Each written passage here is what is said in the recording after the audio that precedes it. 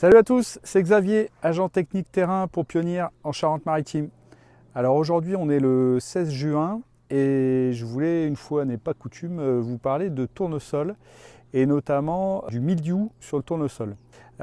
Donc là on est, vous le voyez derrière moi, sur une parcelle qui comme ça à première vue paraît plutôt pas mal du tout. Et puis on va voir de plus près que on peut avoir des petites problématiques en termes de mildiou et surtout comment ça se présente. Alors, au niveau du mildiou, en France, on a 9 races de mildiou. Et donc, aujourd'hui, on a la plupart des variétés qui sont ce qu'on appelle RM9, c'est-à-dire résistants aux 9 races de mildiou. Mais la problématique qui se pose à nous depuis maintenant à peu près 3-4 ans, c'est qu'on a dans une des races qui, dans le mildiou, a muté. Et donc, habituellement, quand vous mettez une variété RM9, vous êtes résistant à ces 9 races. Mais là, si jamais vous avez cette variété-là qui est présente, elle contourne parce qu'elle a muté et elle contourne les gènes que l'on a au niveau de la résistance à ces 9 races. Voilà, donc on a aujourd'hui quand même des solutions par rapport à ça et c'est ce dont on va discuter ici.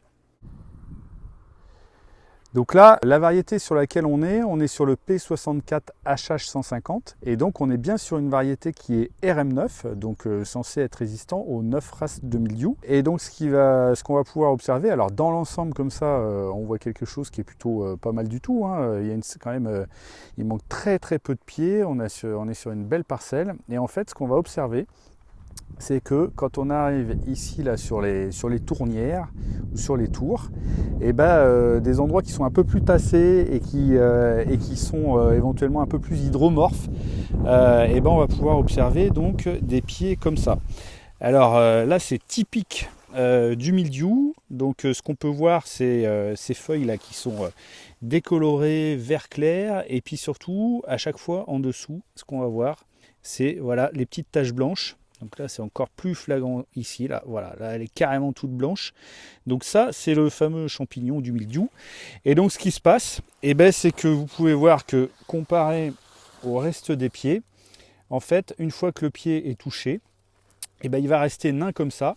Du coup, en termes de développement et bien évidemment de rendement, c'est foutu. Ça va rester comme ça et ça va rien donner. Alors ici, on est quand même sur une parcelle où il y a très peu d'impact. Mais quand même dans ces tournières on voit que voilà ici il y en a un autre, si je me balade un peu là voilà il y en a d'autres ici, donc on voit à cet endroit là que vu qu'il y a un peu plus d'attassement et que c'est un petit peu plus hydromorphe peut-être à cet endroit, le mildiou s'est plus développé. Après, bon, je vais peut-être pas aller jusque là-bas, mais je suis allé voir tout à l'heure. Dans la partie plus en longueur sur la parcelle, on a beaucoup moins cette problématique-là. Alors pour limiter les risques d'avoir du mildiou sur les tournesols, il va y avoir plusieurs règles assez faciles, parce qu'on a des solutions. Alors la première des règles, elle est toute simple, bien évidemment, c'est la longueur de la rotation. Le tournesol, plus vous allez être court et plus vous allez prendre de risques, que ce soit sur le mildiou, mais toutes les autres maladies aussi que l'on peut avoir sur le tournesol. Donc là, en l'occurrence, sur cette parcelle, l'agriculteur s'était retrouvé un petit peu coincé par rapport à sa rotation. Et du coup, il s'est retrouvé avec une rotation à 2 ans. Il y avait un tournesol, il y a eu un blé l'an dernier et là il a été remettre un tournesol.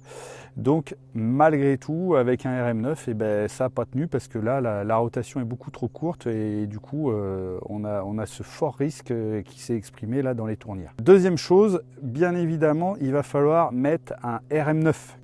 Par rapport à ce que j'expliquais tout à l'heure, c'est-à-dire qu'on va mettre toutes les chances de notre côté pour avoir la plus grosse résistance possible à toutes les races connues à ce jour. Et la dernière chose, pour éviter le risque de la souche qui a muté, là on a une solution nous chez Pionnier qui est un fongicide qu'on vient rajouter en traitement de semences.